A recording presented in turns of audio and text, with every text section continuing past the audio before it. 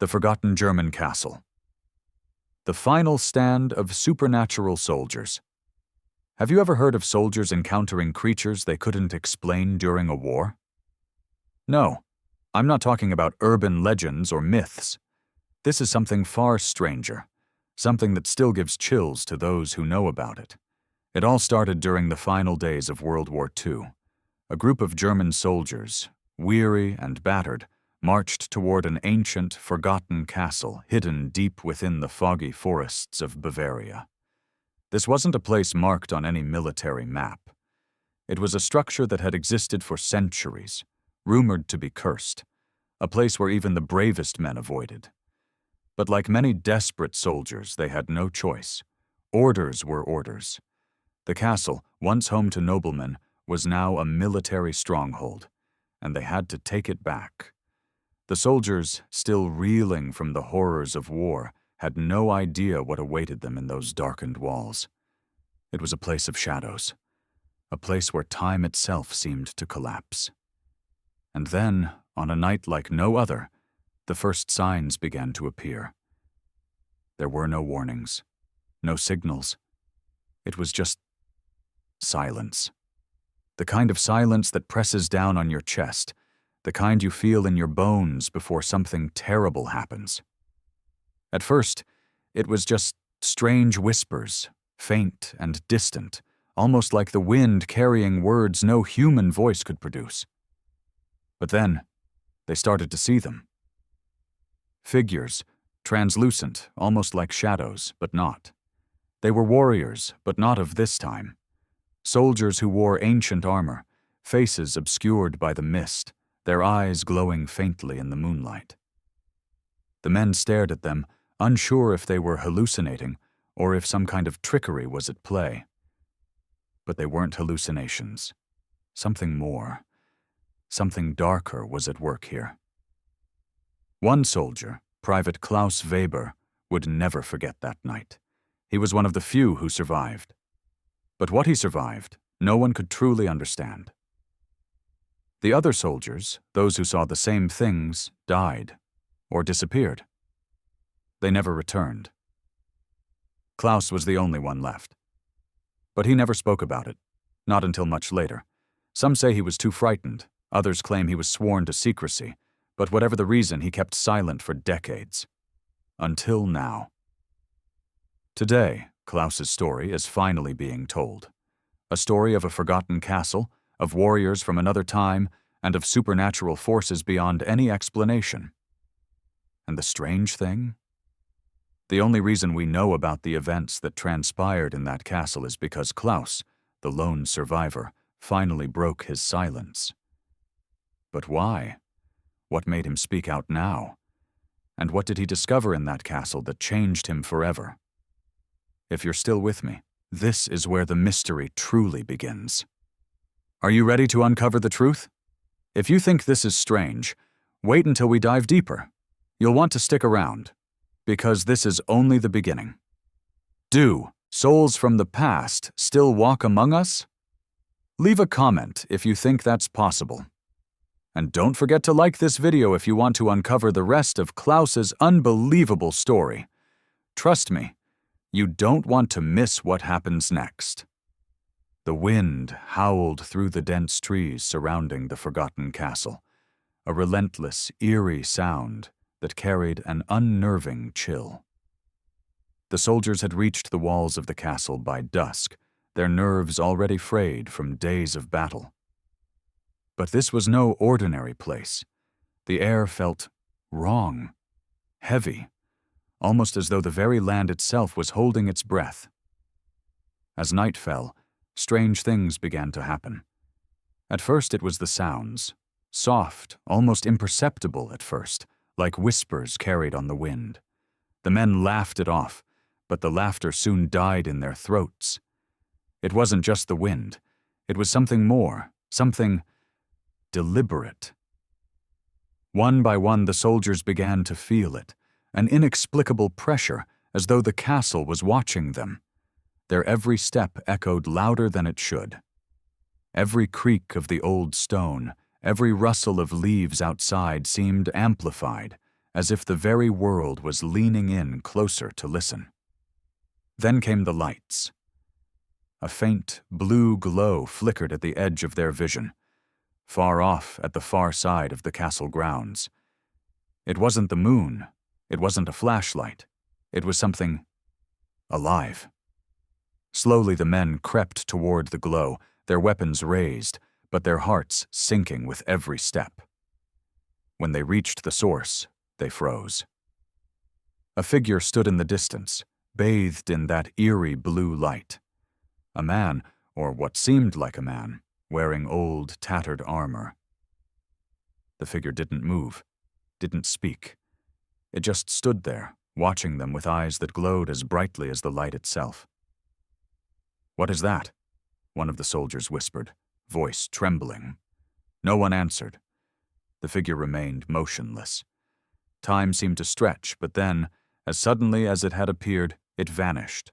Not into the darkness, not into the shadows. It simply disappeared. Silence. The men stood frozen, their minds racing to explain what they had just seen. But there was no explanation. Nothing that made sense. Nothing that fit within the laws of nature. "Did anyone else see that?" Klaus muttered, his voice distant, as though he was speaking to himself. His breath came in short bursts, his grip tightening on his rifle. His eyes were wide, haunted, but the others only nodded, their faces pale in the moonlight. "Let's get inside," one of the soldiers said, his voice laced with fear. But the rest of the men stood still, staring into the darkness where the figure had once stood. And then, a noise. A low, guttural growl echoed from the castle's depths, vibrating through the ground beneath their boots. It wasn't a wolf or any animal they recognized. It was something far worse, something that had no business being alive. The men moved as one, rushing for the castle doors, each of them desperate to escape the growing sense of dread that clung to them. Inside the castle, it wasn't much better. The walls were covered in ancient tapestries, their faded designs showing long-forgotten warriors, their faces twisted in eternal agony. The air inside was stale, thick with the scent of mildew and decay, but there was something else, something darker. They could hear whispers again, louder this time, no longer just in the wind, but coming from the very walls, the very stones themselves. The soldiers huddled together, their eyes darting from shadow to shadow. Every flicker of light, every crack in the stone seemed to hide something, someone. And then, a voice. "Klaus." The sound of his name, soft, drawn out, as though it were carried on the wind, but no one had spoken. Klaus's breath caught in his throat. His body went rigid. "Who's there?" he demanded, his voice betraying the fear he was desperately trying to hide. But no answer came. Instead, the whispers grew louder, more insistent, as though something, or someone, was trying to communicate. Suddenly there was a crash from above, the sound of something, or someone, moving, scraping across the old wooden floorboards. The soldiers jumped, their hearts racing in their chests. The figure, the strange, glowing figure outside, had it followed them inside? Klaus couldn't be sure, but one thing was clear. Something was in the castle with them, something not of this world. And that's when it hit him, the terrible realization. This wasn't a place haunted by ghosts. No, this was something far worse. These weren't the spirits of the dead. These were soldiers, living soldiers, or so they seemed. Soldiers from a time long past, soldiers who had never left this place. "Get out!" Klaus shouted, his voice breaking. But the door, the only way out, slammed shut, the sound deafening as if the castle itself was locking them in. They were trapped. And that was when the real horror began. There are some things that remain hidden in the dark corners of history, things that only a few souls are cursed to remember. Klaus Weber was one of those souls. He had survived the horrors of the castle, but what he had seen, what he had endured, was not something he could easily forget. After the war ended, Klaus returned home, but the memories of that night stayed with him. They clung to him like a second skin, festering beneath his surface, whispering to him in the dead of night. But he never spoke of it. No one would believe him. No one would understand. But when he finally opened his mouth, it was not in the way anyone expected. Sitting across from me now, his hands trembling slightly, Klaus's voice breaks the silence that has hung between us for years. "I saw them," he begins, his voice low, heavy with the weight of his confession. "The soldiers. Not like you or me, not living. But not dead either. They were something in between, something caught in time." I lean forward, unable to look away. My breath catches in my chest. Every word he speaks pulls me deeper into a story I wish I could walk away from. Klaus pauses, as if to gather the strength to continue, his eyes haunted by a past that won't let go. He never looks me in the eye when he speaks of that night. He can't.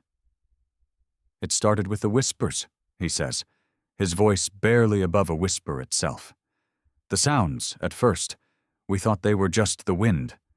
But it wasn't the wind. It was something else, something alive.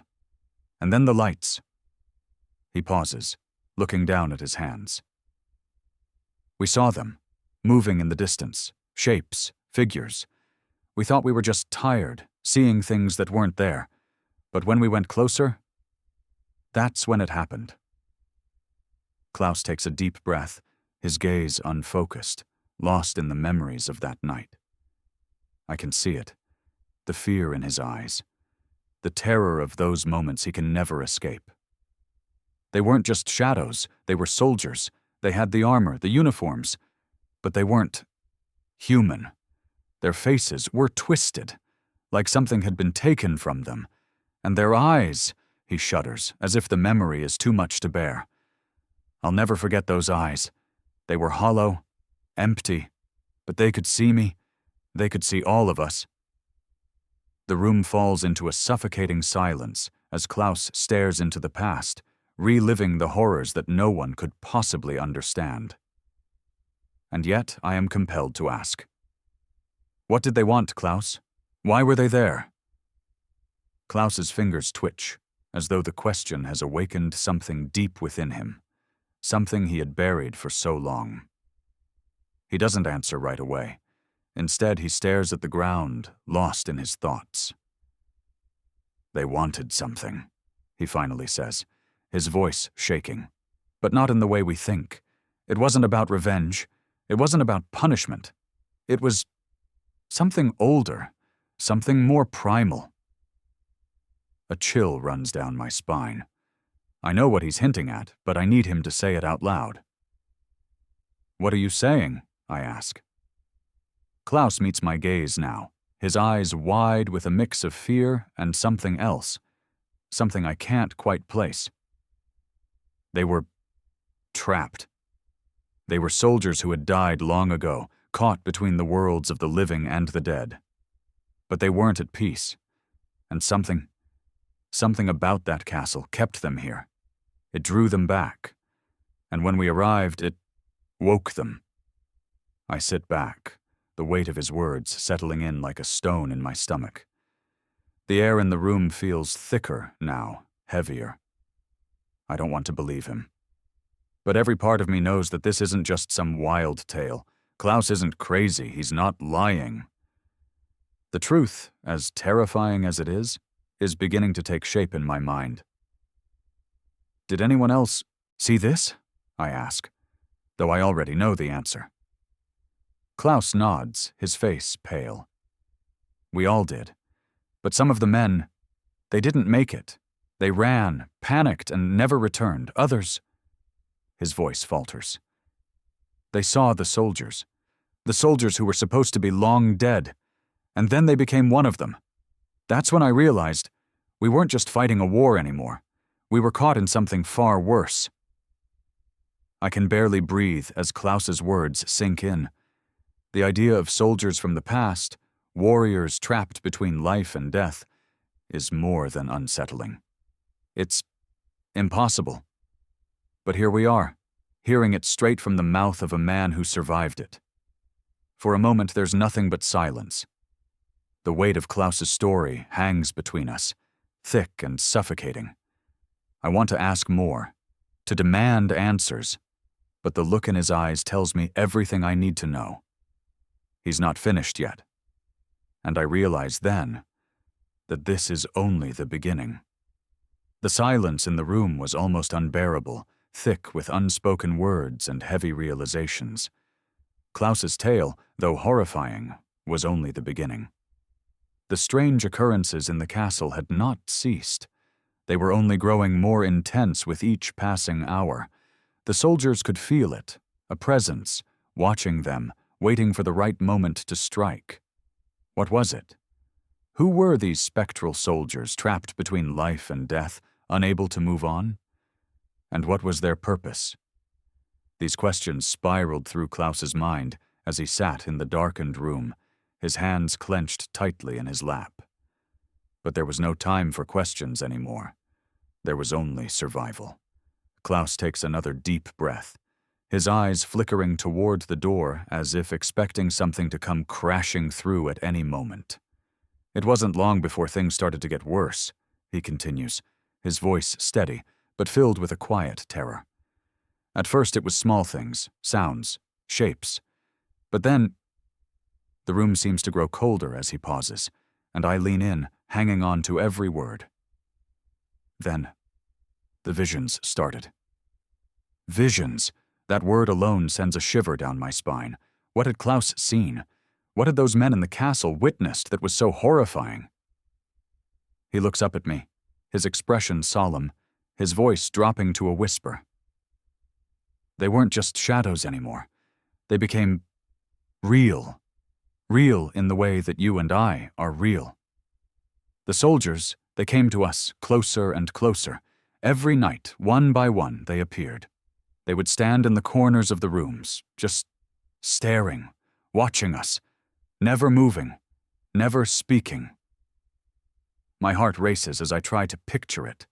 These soldiers standing frozen in time, watching the men who had entered their domain. What kind of nightmare was this?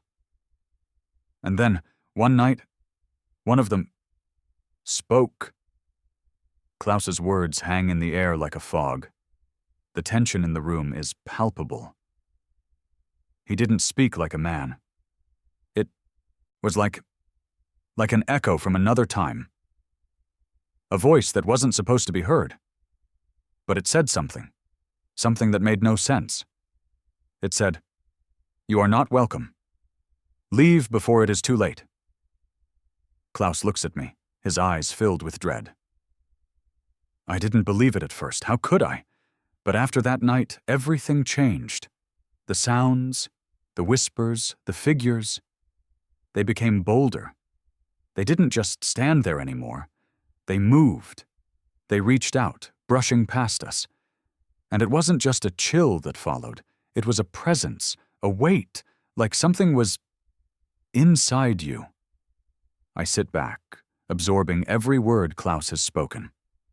I want to argue, to tell him it's just the mind playing tricks in a place as haunted as this. But deep down, I know he's telling the truth, and there's no easy way to explain it away. Klaus exhales slowly, his gaze distant.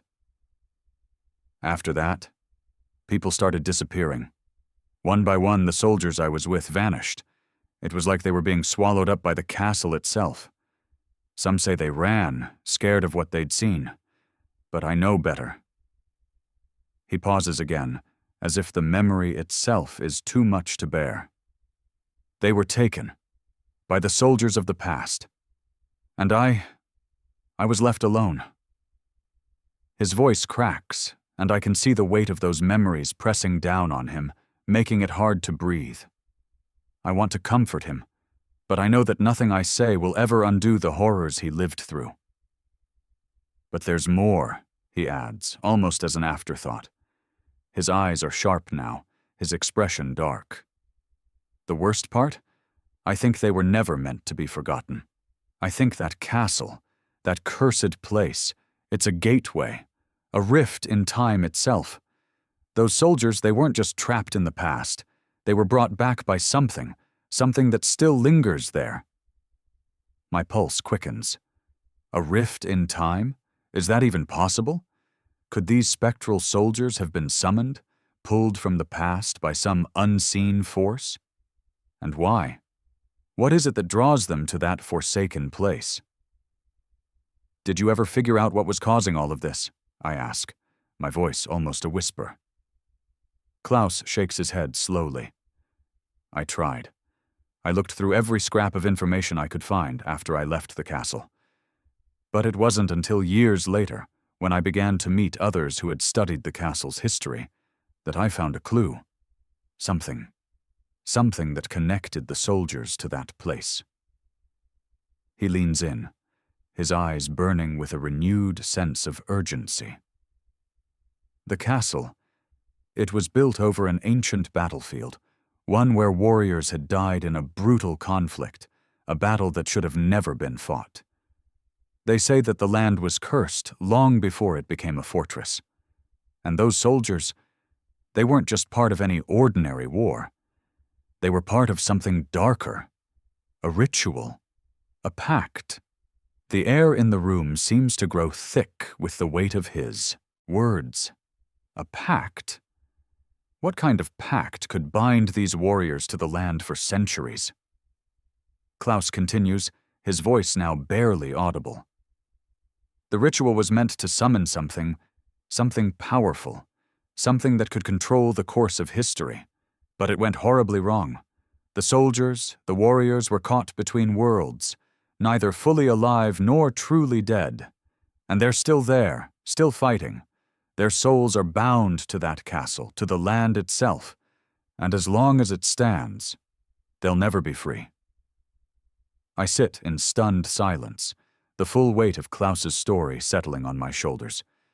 The room feels colder now, the shadows deeper, as if the very castle itself is pressing in around us. Klaus leans back, his expression grim. It's not just a curse, it's a warning to anyone who dares to step foot on that land. For a long moment, there's nothing but the sound of our breaths in the thickening silence. I can't believe what I've just heard. But somehow, I know it's true. Something in the pit of my stomach tells me that Klaus's warning isn't just about the past. It's about the present. And I feel, deep down, that we're all connected to that cursed place now.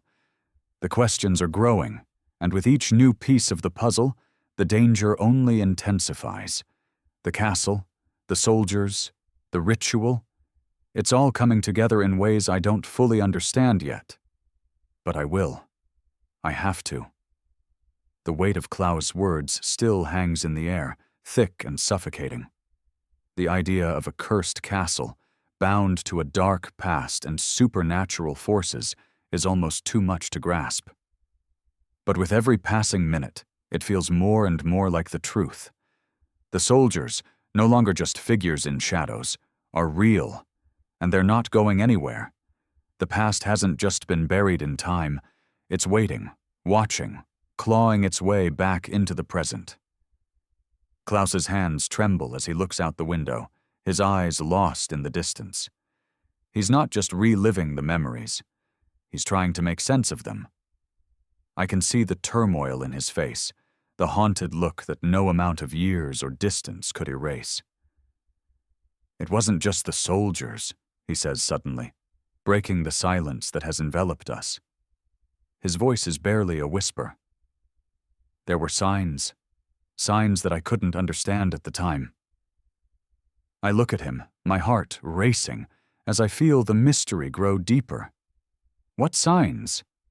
What had Klaus seen that had eluded everyone else? It wasn't just the figures or the whispers, he continues, his voice shaking with emotion. There were markings, strange symbols carved into the stone walls of the castle. They weren't just random. They were ancient, older than anything I'd ever seen. I tried to make sense of them, but they didn't belong to any language I knew. Klaus stands up abruptly, walking over to a nearby table covered with old maps and papers. His hand shakes as he picks up a worn, faded sheet, unfolding it with great care. He holds it out to me, the markings barely visible, etched into the map like an ancient riddle. "These," he says, "are the symbols I found." They were all over the castle, in the rooms, in the hidden passages, even in the courtyard. At first I thought they were just random scratches, but as I studied them, something became clear. They were a map to something deeper, something hidden beneath the castle. I take the map from him, feeling a strange shiver run through me as I study the symbols. They're unlike anything I've ever seen. Complex, intricate, and filled with a sense of ancient power. There's no telling how old they are, or what they mean. Klaus continues, his voice growing more urgent. There was something beneath the castle. I could feel it. Something buried long ago, something that had been sealed away. The soldiers, they were guarding it, watching over it, waiting for someone to awaken it. And I believe we did. A cold knot forms in my stomach as Klaus's words sink in. What could be buried beneath the castle? And why were these soldiers still guarding it, even in death? Klaus's eyes meet mine, and I can see the fear in them. I didn't want to know. I didn't want to uncover what was hidden down there. But as the days went by, the signs became too obvious. The disappearances, the strange occurrences, they were all leading us to the same place. He pauses for a moment, his face pale. The final night, it was the worst. I feel the air grow colder, the silence stretching between us like an impenetrable wall. Klaus doesn't speak right away. His hands are clasped tightly together, and I can see the effort it takes for him to gather his thoughts. "We had to go down there," he finally says, his voice trembling. "There was no choice. We had to see what was buried beneath the castle, what was calling to us. The soldiers, they weren't just guarding the past, they were guarding something much worse." I lean in, my heart pounding in my chest. The mystery deepens with every word Klaus speaks, pulling me into the dark recesses of the castle's history. What could be so dangerous that the soldiers, both living and dead, were guarding it? Klaus lets out a long breath. "That night we found the entrance. It was hidden beneath the castle floor, a trap door disguised as part of the old foundations. When we opened it, the air was different, heavier. It felt like the earth itself was holding its breath." The tension in the room becomes palpable as Klaus continues. "We descended into the darkness. The air was thick with dust, and the walls were lined with more of those symbols, scratched into the stone, like they had been carved by hands that had long since rotted away. But there was something else down there. Something we couldn't see, but we could feel.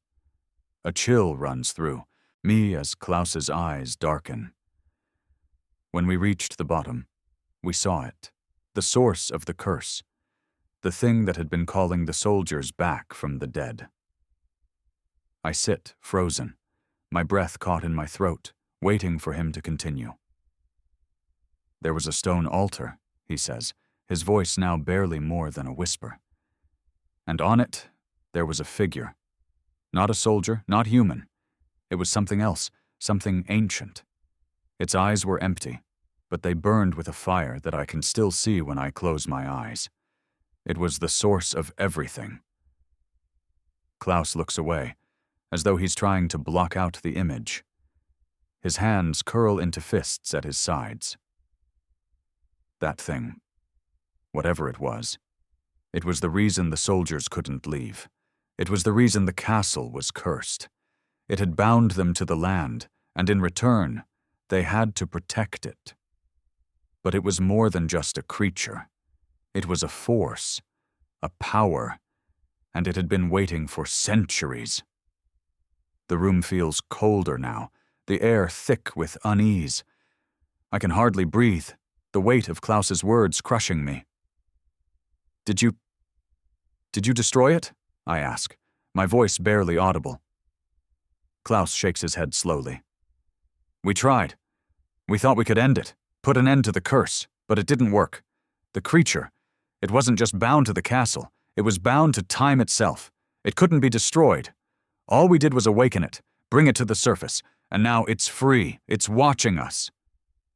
I sit back, unable to process the horror of what I've just heard.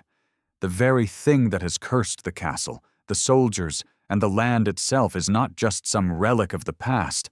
It's still alive, it's still watching, and it's not finished yet. If Klaus's chilling revelation has left you on edge, you're not alone. The truth is more horrifying than we could have imagined. What was that creature beneath the castle? And what happens when the dead rise to protect something far darker than we ever thought possible? Let me know your thoughts in the comments, and make sure to like this video if you're ready to unravel the rest of this twisted tale. Don't miss what happens next. Klaus's story has already shaken me to the core, but what he tells me next leaves me breathless, frozen in place. The sheer horror of what he's describing is too much to fully comprehend. An ancient, malevolent force hidden beneath the castle, something so powerful that it twisted the very fabric of time itself. It was alive. And now it was free. But it wasn't just the creature that had been awakened. As Klaus continues, his voice growing more strained, more haunted, the terrifying truth becomes clearer. I should have known, he murmurs, his eyes distant, as though reliving those moments once again. The soldiers, they didn't just appear to warn us, they were there to stop us. They were never meant to let us leave. The air grows thicker, heavier, with every word Klaus speaks. I can almost feel the tension in the room, like a physical weight pressing down on us, pulling us closer to the darkness that still lurks in the castle's depths. The soldiers, they came for us. All of us. The moment we disturbed that thing below the castle, they knew. And they came. But not in the way we expected. They weren't just ghosts anymore. They were something else, something far more terrifying. Klaus stands up, his hands shaking as he paces back and forth. I can tell that reliving these memories is taking its toll on him. But there's no stopping him now. The story must be told. The truth has to be uncovered. They became real, he continues, his voice tight with fear. They didn't just appear as shadows. They were solid. They were walking through the castle like they were alive. But their eyes, those eyes, they weren't human. They weren't anything. I feel my breath hitch as the realization sets in. These soldiers, these restless spirits, had become something more than mere ghosts. They were physical. They could touch, they could attack, they could kill, and worse, now they were hunting the soldiers who had come to disturb the cursed grounds. They came in the middle of the night, Klaus says, his face pale with the memory. We had barricaded ourselves inside one of the rooms, trying to keep them out. But it didn't matter. They knew where we were. They knew everything. The room around us seems to close in, as if the walls themselves are pressing in with the weight of Klaus's words. They came for me first, Klaus whispers. They tore through the door, their weapons clashing against the walls, but they didn't speak, not a word, just the sound of their boots marching across the stone floors, the clinking of their armor as they advanced, and then their eyes locked onto mine. Klaus's voice falters, his hand gripping the edge of the table like a lifeline. I tried to run, he continues, his voice thick with emotion, but I couldn't move. It was like something was holding me in place. My body wouldn't respond. I couldn't breathe. I thought I was going to die right there in that castle, just like the others. The room feels colder now, the shadows deeper, as if the very presence of those soldiers, those phantom warriors, still lingers in the air around us. The ghostly footsteps, the cold, empty gaze, the chilling silence that followed them wherever they went. It's all coming back to me, the way Klaus describes it.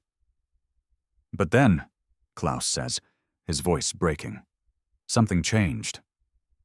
I lean forward, desperate to know what happened next. Klaus' eyes are wide, filled with a mixture of fear and awe. They stopped, he says, his voice a rasp. They stopped right in front of me, and then one of them, the one closest to me, raised its weapon. But it wasn't to kill me. I hold my breath, the suspense thick in the air. It gave me something, Klaus whispers, almost as if he can't believe it himself. A piece of paper, a letter. Something I couldn't read, but it was clear. It was a warning, a message. It said, "The pact is not broken. The land still calls." Klaus shudders as he finishes, his body trembling, his hands clasped together, his knuckles white. I can see the fear in his eyes, the terror that has followed him all these years. "Why did they give you that?" I ask, barely able to speak, my voice barely audible. "I don't know," he replies, his voice hollow. But the moment that soldier handed it to me, everything changed. The room was silent. The soldiers, those soldiers, vanished, as if they were never there. But I knew that whatever was happening wasn't over. I sit back, my heart pounding in my chest. What does this mean? The pact isn't broken? The land still calls? It's like a riddle, a puzzle I can't solve, but I know it's not just words. It's a warning that whatever power was awakened in that castle hasn't been fully unleashed. Not yet. Klaus rubs his face, exhaustion and fear mixing on his features. "I didn't want to go back," he admits, his voice breaking. "But I had to. I had to understand. I had to find out what the soldiers were trying to warn me about, what it all meant." He looks at me, his eyes filled with both sadness and resolve. "And when I returned to the castle, I found something. I feel the tension rise again, as if the very air in the room is holding its breath, waiting for Klaus to reveal the truth. I found the truth behind the pact," he says quietly. "The soldiers, they weren't just part of some ancient battle. They were part of a ritual that wasn't meant to end, a ritual that was supposed to keep the land alive, to feed it, to feed something much older than anything we can comprehend." Klaus's eyes burn with intensity now, his voice low and filled with dread. "They weren't just guardians, they were sacrifices." I can hardly breathe as the weight of his words settles over me. The soldiers, caught between life and death, hadn't been protecting the castle.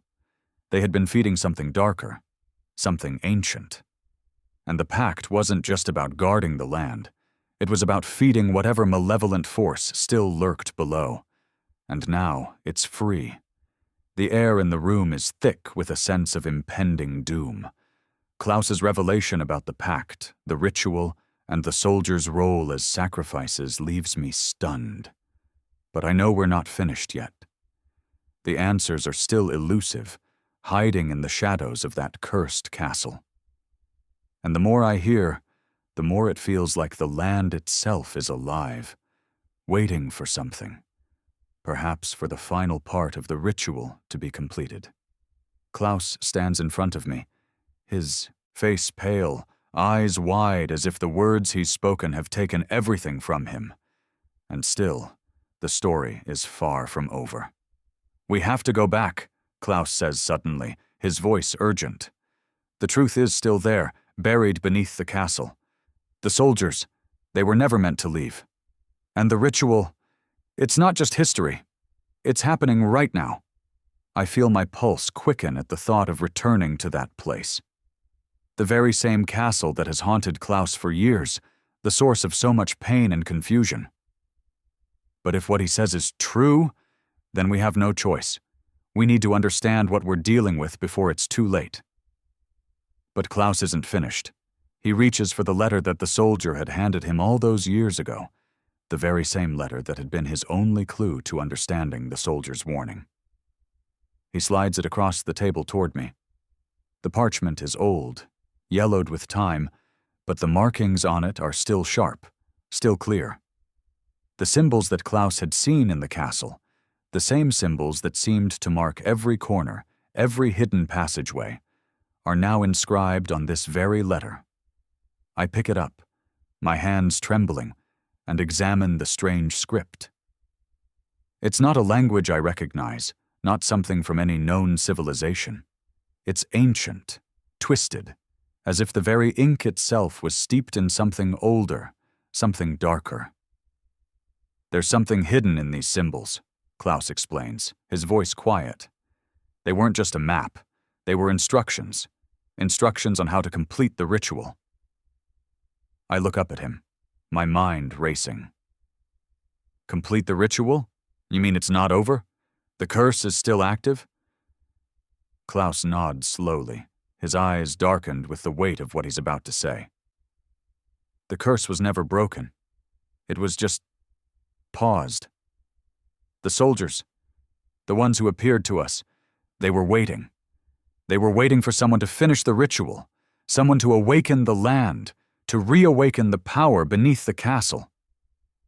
I set the letter down, my heart pounding. If Klaus is right, then everything that's happened, the strange phenomena, the ghostly apparitions, the soldiers themselves, has been leading us to this moment. And now, the true danger is just beginning to unfold. We have to go back, Klaus insists again, his voice filled with urgency. We have to find out what it all means. These symbols, they're not just a warning. They're a key, the key to ending this. I nod slowly, though my fear is rising. I've been dreading this moment, but deep down, I know that Klaus is right. We can't just walk away now. The ritual, the soldiers, the curse, they're all connected. And if we don't uncover the truth, the consequences could be far worse than anything we've already seen. So, the decision is made. We're going back. We're going to face the heart of the mystery head-on, even if it means confronting whatever force still lurks beneath the castle. But I can feel it. The closer we get to the truth, the more the air seems to grow thick with an unseen presence, as if something is watching, waiting for us to make our next move. The car ride to the castle feels like it takes forever, the tension between us building with every passing mile. I can't shake the feeling that we're walking into a trap set long before we were born. The land is calling, just as the soldier had said. And we're about to answer. When we finally arrive, the castle looms before us, its towering spires lost in a blanket of fog, its stone walls cold and foreboding. There's something about it that feels wrong. The air is thick with the smell of damp earth and decay, but that's not what unsettles me the most. It's the silence, the eerie stillness that has settled over the place, as if the entire castle is holding its breath, waiting for something, waiting for us. We step inside, the door creaking ominously as it opens, and I can't help but feel that we're walking into the past, stepping back into the same nightmare that Klaus had faced all those years ago. The castle feels alive now, its walls whispering, groaning under the weight of the secrets they've kept hidden for so long. But we don't have time to waste. We move quickly, following the symbols, the map that Klaus has studied so obsessively over the years. They guide us deeper into the heart of the castle, down narrow corridors and into rooms that have been sealed off for centuries. Finally, we reach a door, a heavy iron door that stands out from the rest. The symbols are etched into its surface, glowing faintly in the dim light. This is it, the heart of the castle, the place where everything began. Klaus looks at me, his expression grim. This is where it all started, and this is where it will end. We need to break the cycle. I nod, my throat dry. The air feels thick with anticipation. We've come this far. There's no turning back now. Klaus places his hand on the door, hesitating for just a moment. Then, with a deep breath, he pushes it open. The room beyond is dark, the air heavy with the weight of centuries of secrets. As we step inside, the temperature drops. The shadows seem to stretch and twist, moving unnaturally in the corners of the room. And then, we see it. At the far end of the room stands the altar, the stone altar that Klaus had seen all those years ago. And atop it, the same figure, the creature, the force that had been guarding the castle all this time, lies dormant, its eyes closed, its form twisted in a grotesque, unnatural way. Klaus steps forward, his hand shaking as he raises the letter. The symbols, the instructions, are finally making sense. This is it. The ritual is almost complete. But just as Klaus begins to recite the ancient words from the letter, a sound, low, guttural, almost animalistic, echoes through the room. The walls begin to tremble, the ground beneath our feet shaking violently as the altar pulses with dark energy. We're not alone. The room is alive with a palpable energy now, an almost electric buzz in the air that crawls under the skin. The ground shakes beneath our feet, as if the very earth is groaning, waking up after centuries of slumber. Klaus stands before the altar, his hand trembling as he holds the letter, his voice strained as he recites the ancient words. But something's wrong. The words he's speaking, though they sound right, they feel wrong. They resonate in the air like a twisted song, their vibrations rippling through the very fabric of reality. As Klaus reads aloud, the room itself seems to recoil, as if the castle is rejecting him. The walls pulse, and the shadows stretch and shift unnaturally in the corners. It feels like the castle is trying to fight back, trying to stop him from completing the ritual. I watch, frozen in place, as the altar before us begins to hum, a low, guttural sound, barely audible over the pounding of my heart. The stone seems to come alive, shifting and grinding against itself. The symbols etched into the surface begin to glow, burning with an intense, fiery light that casts eerie shadows across the room. "Something's happening!" Klaus gasps, stepping back from the altar, his voice trembling. Something's wrong." I feel it too. The air is thick with dread, with a presence so ancient, so powerful, that it feels as though it's watching us, waiting for us to make the wrong move. And then, suddenly, it happens. A sound, sharp, piercing, rips through the room, a scream, a wail so haunting it seems to tear through the very fabric of time. It's a sound that shouldn't exist, a sound that shouldn't be possible. It's the cry of the soldiers, the trapped souls, echoing from the depths of the castle. The walls shake with the force of it, and I feel my knees buckle beneath me, as though the very air is pushing me down. And then, the shadows move. The soldiers, ghostly, yet no longer just mere apparitions, emerge from the darkness. Their forms are solid now, as if the very darkness of the room is wrapping around them, giving them substance. Their armor clinks as they move, their hollow eyes fixed on us. Their faces are twisted, their expressions contorted in eternal agony, their bodies flickering in and out of existence like ghosts trapped between worlds. But these are not the same soldiers we saw before. No longer just the remnants of the past, these warriors are fully formed, fully alive in their own twisted way. They stand between us and the altar, blocking the path forward, their weapons raised, ready for battle. The room is filled with the deafening sound of their footsteps, a sound that feels as though it's coming from all directions, echoing from the very walls themselves. I grab Klaus by the arm, pulling him back, but it's too late. The soldiers move toward us with unnatural speed, their eyes glowing with an otherworldly light, their weapons drawn and ready. "This isn't over," one of them says, its voice a rasping whisper, like wind blowing through the hollow remains of a dead man's throat. "You've awakened us, but you will never leave." The words hang in the air, chilling me to the core. We've come too far. The ritual, the symbols, they were supposed to be the key to ending the curse. But now it feels like we've triggered something far worse. These soldiers, these vengeful spirits, aren't just bound to the castle anymore. They're bound to us. "Run!" Klaus shouts, his voice rising in panic. But there's nowhere to run. The castle seems to shift around us, its walls warping, its floors groaning under the weight of the ancient force awakening below. The altar before us glows brighter, and I can feel it. A pull, a magnetic force, dragging me toward it, toward the very heart of the curse. Klaus grabs my arm, his face a mask of desperation. "We have to finish this. The ritual, it's the only way." I look at him, my mind racing. The soldiers are closing in, their eyes locked onto us, but there's a part of me that knows he's right. The ritual isn't just the key to breaking the curse.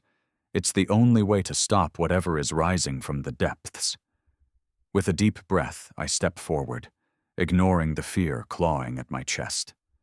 The soldiers are almost upon us, their weapons raised, but I can't let them stop me. I can't let them win. The land, the pact, the curse, they've all led us here, and I know that if we don't finish what we started, this nightmare will never end. Klaus holds the letter high, his voice rising once more as he begins to recite the final words of the ritual. The symbols on the altar blaze with a fiery light, and the soldiers falter for a moment as if something is stopping them. The ground trembles again, more violently this time, and I can feel the air grow colder, the shadows tightening around us. It's as if the very earth beneath us is fighting against the ritual, fighting against us. But we don't stop. And then, just as Klaus finishes the final verse, a deafening silence falls. For a moment, everything is still. The soldiers stop, their bodies frozen in place, their eyes wide with an unreadable expression. The air feels thick, like the world is holding its breath, waiting for something to happen. And then, the walls tremble again. But this time, it's not from the soldiers' movements, it's from something deeper, something far older. And then, with a violent force, the earth beneath us cracks open. The earth trembles beneath us, the ground cracking and splintering as though the very foundations of the castle are tearing apart. The violent shaking intensifies, a deep, resonant rumble that seems to come from the bowels of the earth itself. Klaus stumbles back, his hand gripping the altar for support as the soldiers, frozen in time for a brief moment, slowly begin to move again, their hollow eyes, once devoid of life, now flicker with malicious intent. "This is it!" Klaus shouts, his voice barely audible over the deafening roar of the shaking earth. "We have to finish it now." I can barely breathe. The air is thick with the stench of decay, the acrid tang of something ancient, something that's been locked away for too long. The walls are cracking, dust and stone raining down from the ceiling. The soldiers, their bodies flickering in and out of existence, begin to surround us, their eyes glowing with an unnatural fire. One of them steps forward, his armor clinking like a twisted echo of a time long gone. His voice is a rasp, barely a whisper, but it cuts through the chaos like a blade. "You cannot escape," he intones, his voice ancient, laced with anger. "The curse is not yours to break. The pact is binding. You will not leave this place." The soldiers move closer, their weapons drawn. Each step they take seems to distort the very air around them, creating an unnatural pressure, as if the very fabric of reality is warping with their presence. Klaus turns to me, desperation in his eyes. "We have no choice. The ritual is the only way to stop this. His voice cracks as the ground shakes harder, a rift opening beneath the altar, wide and deep. I look at the altar, the symbols now blazing with an infernal light.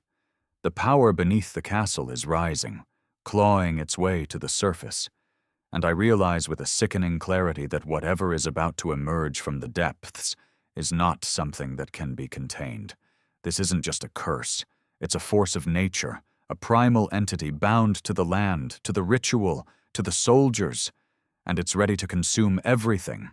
Suddenly, one of the soldiers lunges toward us, its sword raised high, ready to strike.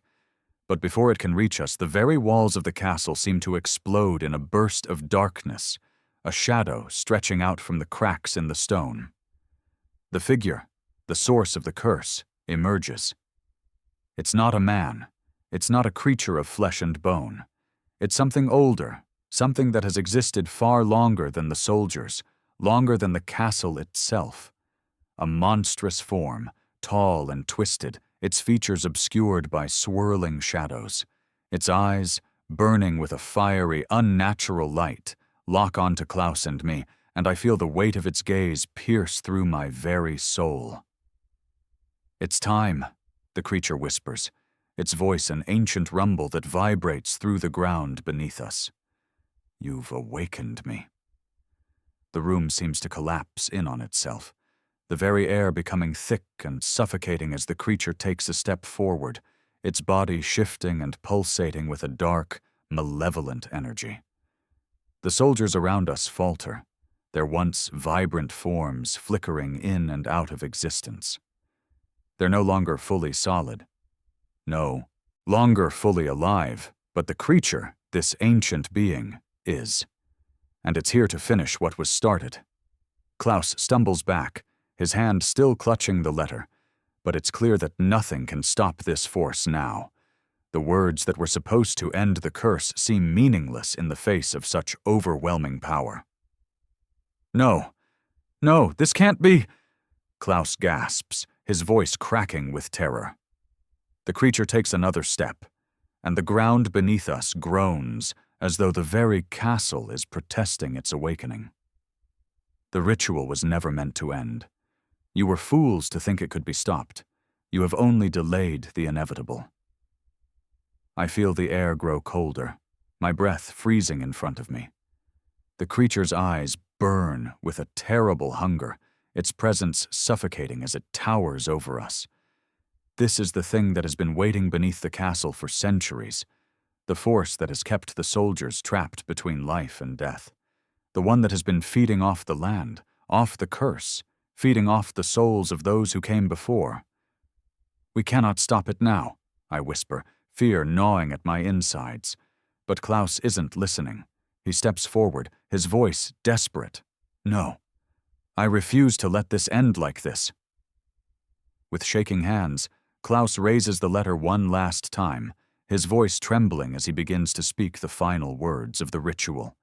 The symbols flare with an intense, blinding light as he recites the incantation. The ground shakes again, the walls crack further, and the darkness grows, wrapping itself around the altar like a storm. The creature lets out a low, guttural laugh. It is too late. But then, something shifts. The symbols on the altar begin to burn brighter, and for the first time, the creature hesitates. Its fiery eyes flicker with confusion, uncertainty. "You cannot stop me," it snarls. "I am bound to this land. I am the land." But Klaus doesn't stop. His voice rises, growing stronger, the incantation growing more urgent. The shadows around us tremble, the creature's form shifting and distorting as the power from the ritual begins to push back against it. With a sudden, explosive force, the creature roars, its body contorting in agony as it is torn apart by the very power it had once wielded. The soldiers, once trapped in its thrall, begin to disintegrate, their forms crumbling into ash. The room is filled with the deafening roar of battle between the two forces, the ancient power and the ritual that has now come full circle. The earth shakes one final time. The walls crack, and the darkness seems to recede, its grip loosening. The creature screams one last time, a sound that echoes through the castle, through time itself, before it is silenced completely. Then everything is still. The castle is eerily quiet now. The ground, once trembling under the weight of the ancient creature's wrath, is still. The walls, cracked and scarred from the tumultuous battle, seem to exhale a sigh of relief as the shadows begin to dissipate. It's over, or so it seems. The creature is gone. The soldiers are nothing but ash, their forms scattered across the room like the remnants of an ancient nightmare. Klaus and I stand in the center of the altar, panting, trembling, as if the sheer force of everything that has happened has left us physically drained, our bodies barely able to process what we've just survived. The silence feels like an impenetrable weight, suffocating us in the aftermath of the storm. But something is wrong. I can feel it in the air. The very fabric of the castle still vibrates with an unnatural energy. The air is thick with something unresolved, something that hasn't fully been dealt with. I look at Klaus, who stares at the ground, his face pale, his expression unreadable. "We did it," he says, his voice weak, as if he's trying to convince himself as much as me. But I don't feel the sense of triumph I expected. There's no relief. Instead, I feel a gnawing sense of dread crawling up my spine. The curse may be broken, the creature vanquished, but there's something else, something hidden beneath the surface, just out of reach. "The curse! It can't be over," I murmur, more to myself than Klaus. "Not like this." Klaus looks at me, his brow furrowed, but he doesn't speak. He doesn't need to. We both know it's true. The castle, once a prison for the trapped soldiers, still feels alive, pulsating with a strange energy. It's as though the land itself is refusing to release us. We may have defeated the creature, but the land, the curse, it's not done with us yet. "We should leave," Klaus says, his voice barely a whisper, "before it comes back. Before whatever it is, whatever's still here, finds us." His words send a shiver down my spine, but I don't move. I can't. There's a lingering presence here, a shadow that hasn't been lifted. The walls, though no longer shaking, still seem to watch us, to listen. I look down at the altar, and my gaze falls on something unexpected, something that hadn't been there before. A symbol, freshly carved into the stone, glowing faintly with a pale, sickly light. My heart skips a beat. It's not one of the symbols we've seen before. It's newer, its lines sharper, its shape more angular, almost like a warning. Klaus steps forward, his eyes wide with realization. "No, it's not over. This wasn't the ritual's end. It's the beginning." His words hit me like a punch to the gut. I take a step back, my pulse quickening. "What do you mean?" Klaus turns to me, his face grim. "The ritual was never about breaking the curse. It was about control. We didn't break the cycle. We only unlocked something else. Something worse." The room around us seems to contract, as though the very walls are closing in. The once ancient and forgotten curse has been stirred again, but this time, it's different. The energy in the room hums with a strange resonance, the symbol on the altar glowing brighter, as if drawing us closer to whatever is coming next. "What does it mean?" I ask, my voice barely a whisper. Klaus takes a deep breath, stepping away from the altar as if it holds the answers he's too afraid to face. "The soldiers were only a part of the curse. The creature we faced, it was never the final force. It was just a guardian, a protector of the ritual's true purpose. But the power, it's still there, and now it's been set free." The temperature in the room plummets.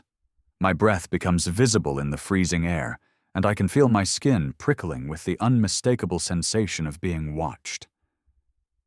I turn around, but there's nothing there. Only the long shadows stretching across the room, the only things that seem to have survived. "Where are we going?" I ask, my voice trembling as the ominous feeling intensifies. Klaus doesn't answer immediately. He's frozen in place, his eyes locked onto the altar, the glowing symbol searing itself into his memory. "We need to leave," he finally says, his voice shaking, "before it's too late." I glance at the doorway, but it's no longer the same. The passage we entered through is now blocked by a wall of thick, pulsating darkness, as though the castle itself has sealed us inside. The ground shakes again, this time not from any physical tremor but from something deeper. The walls creak, and a low growl emanates from the darkness. Something is moving in the shadows. Something alive. "No," Klaus breathes. "We're trapped." I reach for Klaus, my hand trembling, as the light from the symbol flares once more, casting the room in an unnatural glow. The walls around us shift, and the castle begins to transform, the very stones groaning as if they're waking from a deep slumber.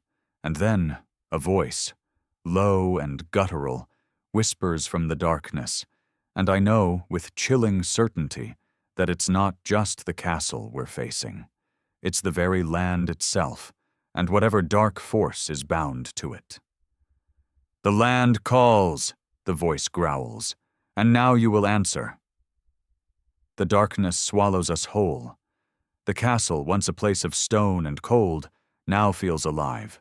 The walls groan, the air thick with an unnatural chill that cuts to the bone. The very ground beneath our feet seems to pulse, as if it's breathing. And with every passing second, it feels as though the castle itself is drawing us deeper into its heart. The whispers come again, low and guttural, but this time they're not just words. They're commands. Calls from the land itself, urging us to move, to go deeper, to find whatever it is that the castle is hiding. And the deeper we go, the more it feels like we're walking into the mouth of some ancient beast, its jaws ready to snap shut on us at any moment. "We're trapped," Klaus repeats, his voice growing more frantic. He pulls at the stone walls, his hands shaking as he searches for any possible way out. But it's no use. The castle seems to be alive with an eerie intelligence, knowing exactly where we are at every moment, blocking every escape. I can't think straight. I can feel the pull of the land, drawing us back toward the altar, toward the heart of the curse. But we can't go back there. Not with the soldiers, not with the creature. We've already seen what happens when we disturb whatever ancient force lies beneath this place. But it's too late to turn back. Klaus grabs my arm, his grip iron tight. "We have to finish this. We have no choice. If we don't break the curse now, we'll be consumed by it. The land is alive, and it won't stop until we're part of it." His words hit me like a cold slap. The land, it's not just cursed. It's something else, something ancient, something that has been feeding off the souls that entered this place. And now, it wants more. But as Klaus pulls me toward the altar, a horrific realization dawns on me. We aren't just dealing with a force that can be broken. We aren't just up against some malevolent spirit or creature. We're up against something far older, something tied to the very earth beneath our feet, something that can't be stopped by rituals or incantations. The castle's walls pulse again, the sound of stone shifting like bones cracking. And in the distance, I hear it, the low, rumbling growl that sent us running in the first place, the sound that belongs to something not of this world. "What is that?" I whisper, my voice trembling. Klaus looks at me, his eyes wide with fear. "It's the land. It's waking up, and it's not going to stop until it has us." We reach the altar again, but this time the symbols are glowing brighter than ever. They're no longer just a warning. They're a summons, a call to something that's been buried for centuries. But this time it feels different. The air around us is charged, as though the ritual has triggered something far worse than we could have imagined. I glance at Klaus, but he's already staring at the altar, his face grim. It's too late. We've awakened something we shouldn't have, and now it's going to finish what we started. Before I can react, the floor beneath us cracks open with a deafening noise. The altar shudders, its stone surface splitting, as if the very earth beneath it is splitting open. And from the cracks, something begins to rise. Slowly, at first, like smoke curling from a dark abyss, but then it takes form. A figure. Not human, not alive, but something far worse. It's an amalgamation of stone, shadow, and something indescribable, its body twisted and gnarled, as if the land itself is shaping it from the earth, from the bones of the cursed soldiers who have long since died. The thing is massive, towering over us, its eyes glowing with an otherworldly fire, its mouth opening wide, revealing jagged, broken teeth that seem to stretch forever. And in that moment, I know that whatever this thing is, whatever it was meant to be, it's not just a creature. It's the embodiment of the curse itself, the land, the pact, the death that has consumed this place for centuries. The thing speaks, but its voice is like 1,000 whispers all at once, each one more terrifying than the last.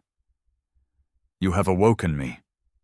I stumble backward, my heart pounding in my chest. Klaus pulls me away, his face pale, his voice a frantic whisper. We have to stop it. If we don't, this thing will consume everything. The land, it's bound to it. And now, it's awake. We run, but the thing follows us, its massive form crashing through the stone walls, ripping the castle apart with each step it takes. The ground shakes violently, and I feel like the very world is collapsing beneath us. The castle, which once stood as a fortress, is now a tomb, its walls closing in, its passageways twisting, as though it's trying to swallow us whole. We need to finish the ritual, Klaus cries out. It's the only way. We have to bind it back. But there's no time. The thing is too close, its shadow stretching over us like a tidal wave. And as it moves closer, I realize that Klaus is right. There's only one way to stop this madness. The ritual wasn't just to break the curse, it was to contain it, to keep the land, and whatever was buried beneath it, at bay, but the ritual is incomplete, and without it, there's no hope. You cannot stop me. The creature's voice shakes the very air around us, sending vibrations through my chest, through my bones. It's too strong, too powerful. We are nothing but ants beneath its wrath. Klaus looks at me one last time, his eyes filled with determination. We have to try. I nod, feeling a wave of panic surge within me. There's no escape, there's no way out of this, and yet we have no choice but to face it. Together we step forward, the last remnants of the ritual still hanging in the air. We begin to chant, the words coming with a force we didn't know we had left in us.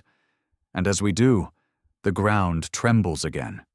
This time, not with the power of the creature, but with the power of the land itself, fighting against us. But we don't stop. The light from the altar flares brighter, blinding us with its intensity, and the creature lets out a scream, a sound so terrible, so primal, it shakes the very bones of the castle. And just when I think it's over, just when I think we've failed, the creature stops. The walls of the castle stop shaking. The ground beneath our feet goes still. The whispers fade into silence. And then, nothing. Silence, a crushing, suffocating silence settles over the castle. The ground beneath our feet no longer trembles. The walls, once alive with the screams of the ancient curse, have stilled. The creature, the monstrous force that had plagued us, has vanished into nothingness, like smoke dissipating into the air. We stand at the altar, breathless, shaken, covered in dust and grime, but alive. For a moment, I almost want to believe it's over, that we've truly broken the curse, that the land has finally been freed from its dark grip. But deep down, I know better. The weight of the silence is too heavy. The castle itself feels incomplete, like a story without an ending. I glance at Klaus, who's standing next to me, his face pale, his eyes wide with exhaustion and disbelief. But even as his body slumps, his expression still carries the haunting knowledge that, despite the creature's disappearance, we are far from finished. "We did it," I whisper, though my voice trembles with uncertainty. "It's over." Klaus shakes his head, his gaze fixed on the altar, where the faint glow of the symbols is beginning to fade. "No, it's not over. Not yet." "What do you mean?" I ask, fear creeping back into my chest. Klaus turns to me, his eyes sharp with the gravity of the situation. "The land isn't done with us. The creature we faced, the one that nearly destroyed us, it was only the surface. The real curse lies deeper than we've ever understood." The words hit me like a punch to the stomach. "What do you mean? We faced it, Klaus. We broke the ritual." "I thought we did," he replies quietly, his voice almost hollow. "But the land is still here. The power, it's still alive. It didn't die with the creature. It's embedded in the earth itself, in the very bones of this place." I step back, my heart racing again as the weight of his words sinks in. If the land itself is still cursed, if this ancient power is still alive, then we haven't escaped. Not really. The darkness is still lurking, and it's only a matter of time before it returns. Klaus closes his eyes, rubbing his temples. "We thought we were breaking the curse, but all we did was shift the balance. We didn't destroy the land's connection to the other world. We only sealed it temporarily. The land calls, and the land never forgets." I want to scream, to shout, to argue that we did everything we could. But I can't. I know Klaus is right. The silence now feels too deep, too suffocating. It's the calm before the storm. The land is waiting for something. Waiting for the right moment to return, to reclaim what we thought we had destroyed. "What happens now?" I ask, my voice barely above a whisper. Klaus turns toward me, his expression unreadable, but there's a glint of something dark in his eyes. "We leave. We find a way to seal it. For good. And we never come back." The words are like a death sentence. The castle, this cursed, ancient place, has marked us. And though we may leave, we both know there is no escaping it. The land is alive. The curse is too deeply entrenched in the earth, in the very soul of the castle, for it to simply disappear. We've been part of its story now, and its reach will stretch far beyond these walls. We make our way through the ruins of the castle, our steps heavy, the sound of our breathing the only noise in the stillness. The dark power that once consumed the land has quieted, but I can feel its pull in the very air. It's like an invisible weight pressing down on us, trying to drag us back into its depths. The exit is just ahead, but as we approach, something stops me. A figure. A shadow at the far end of the hallway, barely visible in the dim light, standing motionless, watching us. I freeze, my heart racing as the figure steps forward. It's one of the soldiers. But he's different now. His body is more solid, more real. His eyes glow faintly, but they're not empty. There's intelligence behind them. Understanding. The soldier looks at us, his face a mask of sorrow, of endless regret. "You thought you broke the curse," the soldier says, his voice hollow, but with a deep, ancient sadness. "But you were only the beginning of the end." The words send a shiver down my spine.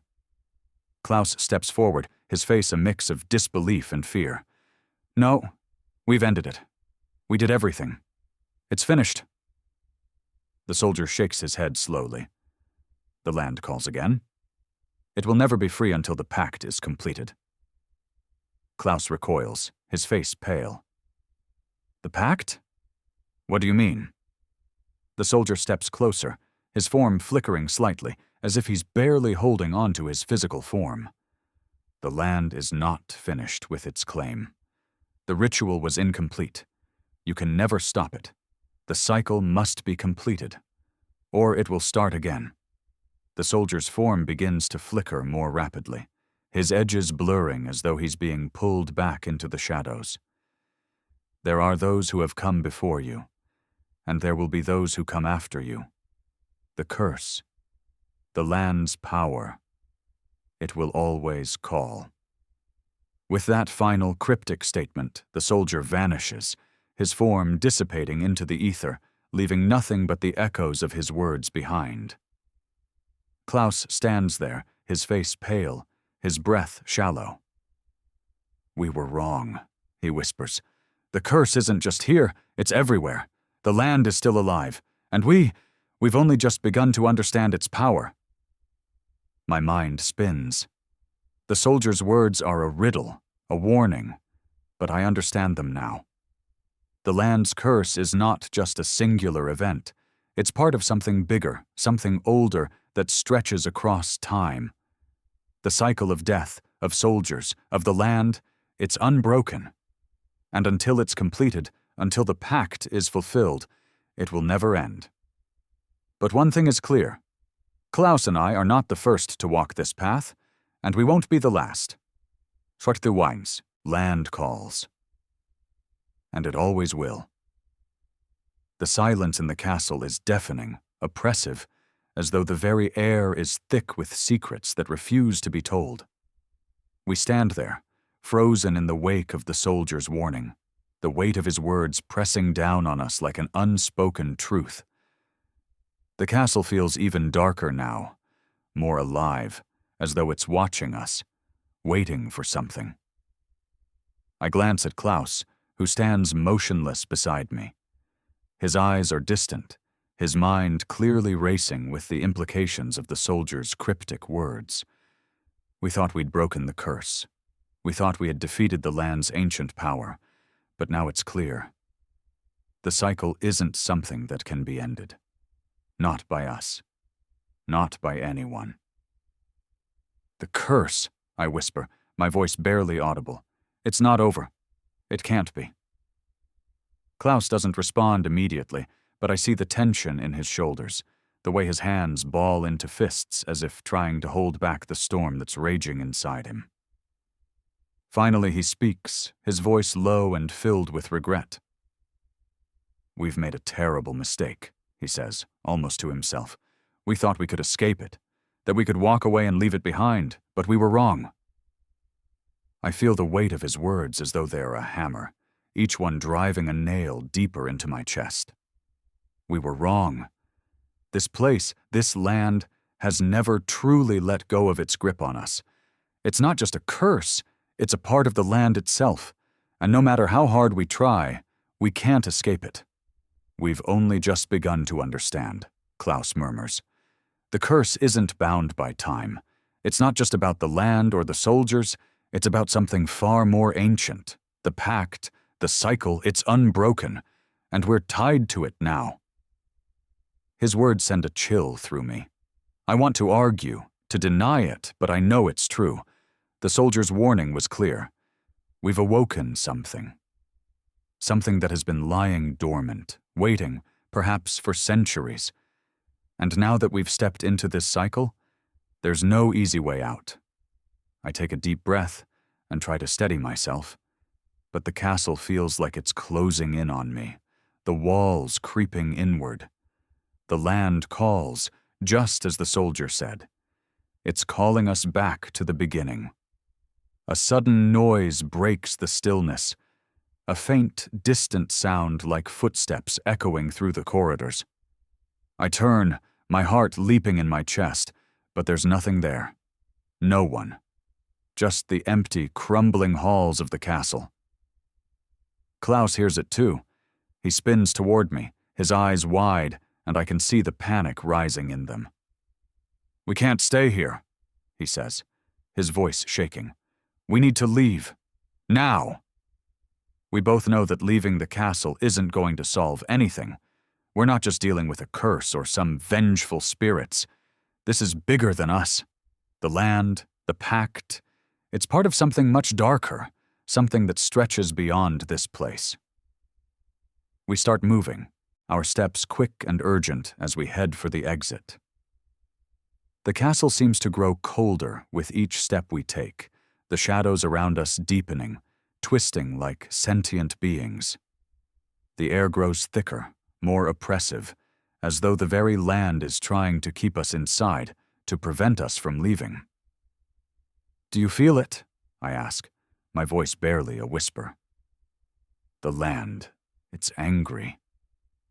Klaus nods, his expression grave. "It doesn't want us to leave. The curse is alive. It's been alive this whole time, and we've only just triggered the next part of it." I can't help but wonder, what have we truly done? Have we unknowingly set the curse in motion, or was it always inevitable, destined to return? The castle feels like a prison, and we are its prisoners. Not just now, but forever. We reach the front doors of the castle, but when Klaus tries to push them open, they don't budge. He pulls harder, his frustration mounting, but the doors remain locked, as though they've become part of the castle's unyielding grip. "It's no use," Klaus mutters. "We're not leaving. Not like this." The walls shake again, this time with a violent force. The ground beneath us trembles as though the earth itself is fighting to keep us from escaping. From above, I hear the distant sound of footsteps again. But this time, they're louder. Closer. I spin around, my heart racing. The air is thick with anticipation, with the sense that something is watching us. Something waiting. Then I see it. The soldier. Not the same soldier we saw earlier, but another. His form flickers in and out of existence, like a shadow struggling to remain solid. His face is twisted in a mask of sorrow and rage, his eyes burning with an ancient fury. "You cannot leave." His voice is a low, guttural rasp, barely more than a whisper, but it fills the entire room. I freeze, my body trembling. Klaus steps in front of me instinctively, as though to protect me from whatever this figure represents. "Why?" Klaus demands, his voice shaking. "Why are you still here?" The soldier's expression shifts, and for the first time, I see something like pity in his eyes. "You have awakened the land. The cycle is incomplete, and now it calls." The soldier's body flickers again, and I feel the air around us grow colder, heavier. The castle groans, the walls shifting as though they're breathing. The soldier's form flickers again, and then vanishes, leaving nothing but the echoes of his words. The cycle is incomplete, and now it calls. The door still won't open. The castle, the land, it's not letting us leave. And I understand now, this place is more than just a cursed castle. It's a trap, a prison built by time, by the pact, by the land itself. "We have to go," Klaus says, his voice urgent. "We need to finish what we started. If we don't, this place will consume us." But what does that mean? What can we finish when we've already crossed the line? The curse isn't something that can be undone. The land has been waiting for this moment, for us to come, to awaken it from its slumber. And now, no matter what we do, we're caught in its web.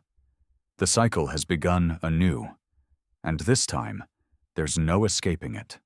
The air is thick with dread. The castle seems to come alive around us, the walls shifting, the ground trembling beneath our feet as though it's reacting to the soldier's final warning. The door is still closed, no matter how hard we push against it. The oppressive silence has returned, but this time it feels like the calm before a storm. The land has awakened, and it will not let us leave. "We can't stay here," Klaus says, his voice shaky, filled with a mixture of fear and resolve. We need to find the heart of the curse. We need to finish what we started.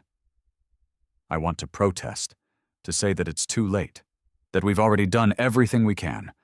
But the truth is, I know Klaus is right. The soldier's words echo in my mind. The cycle is incomplete. No matter how hard we try to leave, the land will keep pulling us back, will keep claiming us until its pact is fulfilled. And that means we have no choice but to go deeper, to face whatever is still buried within these walls. But where do we go from here? The castle feels like a maze, every hallway twisting and changing, every door leading to another dead end. The darkness seems to grow thicker with each step, the very air growing heavier, colder, as if the castle itself is trying to suffocate us. I look at Klaus, my chest tightening with a mix of fear and desperation. He's right, though. If we don't do something, if we don't finish the ritual, or whatever it is that will put an end to this, we'll never escape. Where do we even begin? I ask, my voice barely more than a whisper. Klaus doesn't answer immediately. Instead, he walks toward the center of the room, his eyes scanning the walls, the stone, the ceiling. He's looking for something, anything that will give us an answer. And then he finds it. Look, Klaus says, pointing towards the far wall. It's here. I turn to where he's pointing, my heart leaping in my chest. There, carved into the stone, is a new symbol, different from the ones we saw before. This one is intricate, complex, and glowing with a faint, eerie light. It's not like the others. It's older, more powerful. And as I stare at it, something in my gut tells me this is the final piece of the puzzle. I walk toward the symbol, my steps hesitant. The moment my fingers brush against the stone, the ground beneath us rumbles again, stronger this time. The air thickens, the shadows closing in as though the castle is feeding on the power of the symbol. This is it, Klaus whispers. This is where the land's power is anchored, the ritual. It wasn't just about breaking the curse. It was about sealing it, keeping it contained. But we didn't finish it. We only triggered something. And now the land is free. It can spread. I swallow hard. Then we have to finish it, Klaus. We have to seal it before it gets worse. He nods, his face grim. There's no other way. This isn't just a curse. It's a force of nature. It's bound to the land, to time itself. We have to bind it back, or it will keep coming for us, again and again. The cycle won't end. The words feel like a death sentence, but Klaus is right. The cycle, the curse, will never be finished. Not until we seal it once and for all. Klaus steps closer to the symbol, his hand hovering over the stone, and for a brief moment I see a flicker of doubt in his eyes. But it's gone almost instantly, replaced by a fierce determination. He begins to chant softly, the words strange and foreign, but filled with an undeniable power. I can feel the energy shift, feel the land reacting to his words. The air grows thick with tension, as though the very earth beneath us is trying to break free from the confines of the ritual. I glance around, and for the briefest moment I see something moving in the darkness. A figure, one of the soldiers. But this time it's not a ghost. It's solid, alive, its eyes glowing with an ethereal light as it watches us, waiting. No, I whisper, not again. Klaus doesn't stop. He continues chanting, his voice growing louder, more commanding. The symbol on the wall pulses with light, growing brighter with every word he speaks. The castle shakes violently, the walls cracking, the ground splitting beneath our feet. But we have to finish it. Klaus's voice rings out, the final words of the ritual spilling from his lips. As he speaks, the light from the symbol bursts forth, surrounding us, enveloping us in a blinding light. The castle shudders again. The walls groan in protest, but this time, it's different. The land's power, its ancient, terrifying force, seems to be fighting against us. The soldiers, the cursed warriors, begin to materialize around us, their ghostly forms flickering in and out of reality. They're not just watching anymore. They're moving, slowly, deliberately, their weapons raised, their eyes filled with anger. You cannot break the cycle. The voice comes from everywhere, the sound reverberating through the castle, shaking the very foundations of the earth. You are a part of it now. But Klaus doesn't stop. He pushes forward, his voice unwavering as the ritual reaches its climax. The symbol on the wall flares with light, so bright it almost blinds me. And then, just as the soldiers reach out for us, the ground splits open. The light from the symbol bursts outward, engulfing everything. The soldiers scream, their forms disintegrating into dust as the force of the ritual overwhelms them.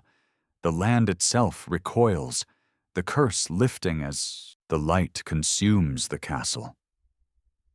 For a moment there's only silence. The light fades, and the castle is still. The soldiers are gone. The land is quiet. We stand there, breathless, our bodies trembling with the weight of what we've just done.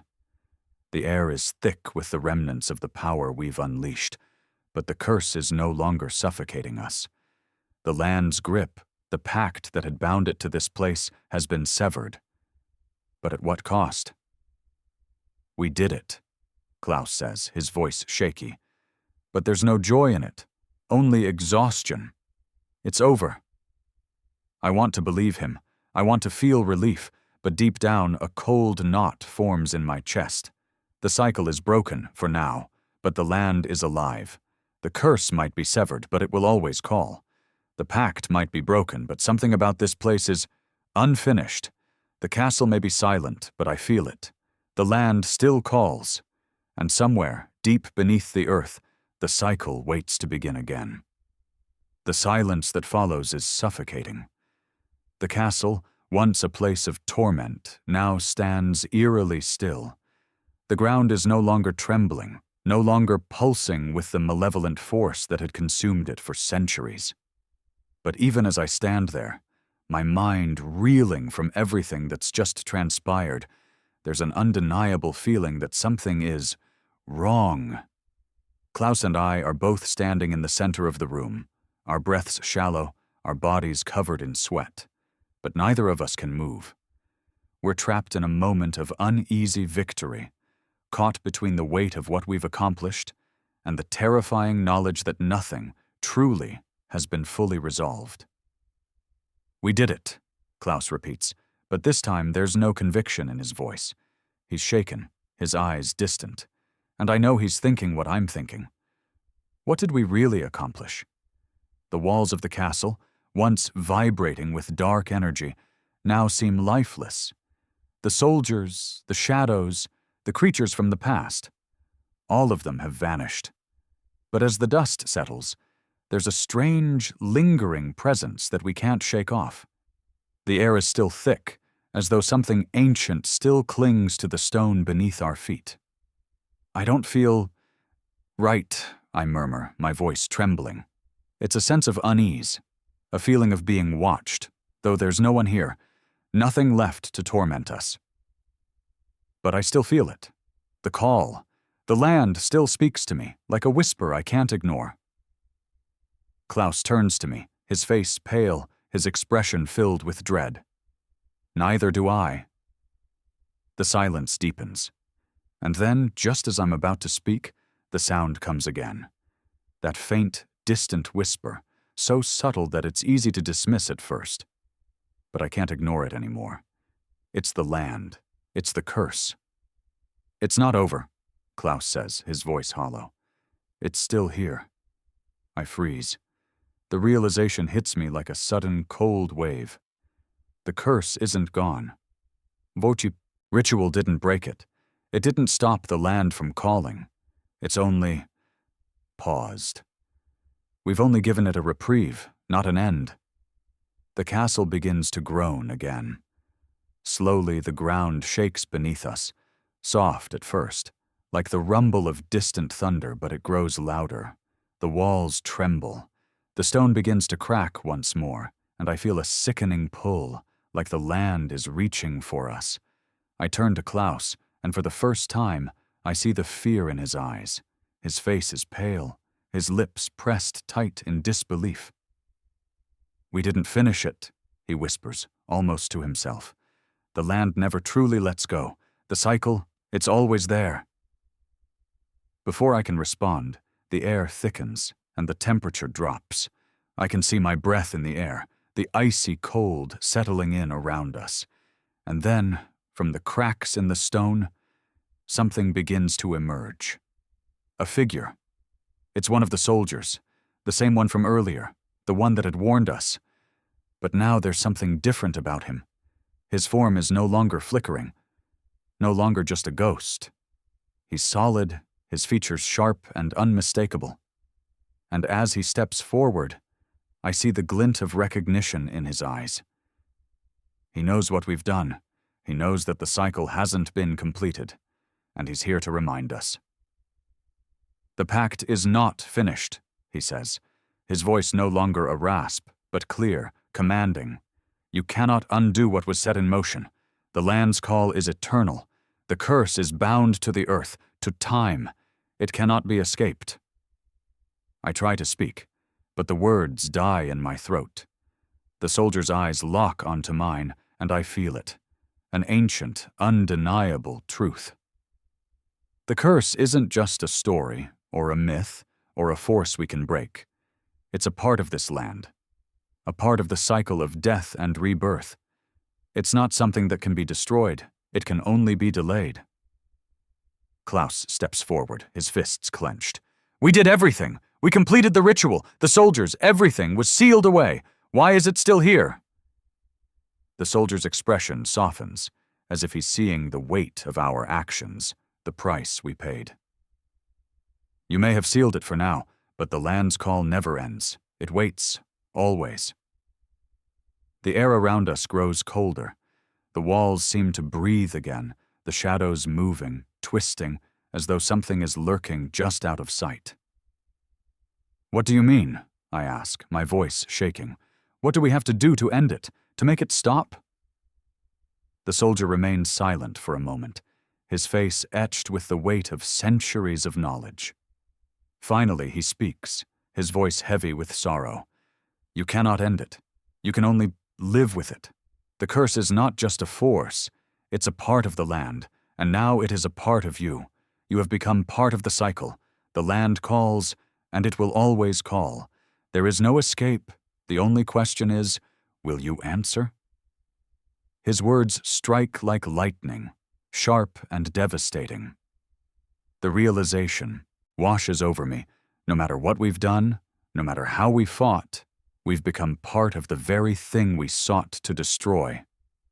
The cycle that ties the land to the curse is now bound to us, and that means we'll never truly be free. The soldier steps back, his form beginning to fade once more. "The curse will return, as it always does. It is eternal." And just like that, he disappears, leaving us alone in the castle, the air heavy with the weight of his words. The ground trembles beneath us again, but this time, there's no fear. There's no more running. We've done what we could. And now, we must accept the truth. The cycle continues. The land calls, and the curse is far from over. The cycle may be unbreakable, but the journey doesn't end here. The truth has been revealed. But what will the characters do now? What happens when the land calls again? Leave your thoughts in the comments, and don't forget to like and share if you're ready to face the endless cycle of the curse. There's always another story waiting to be told, another call to answer.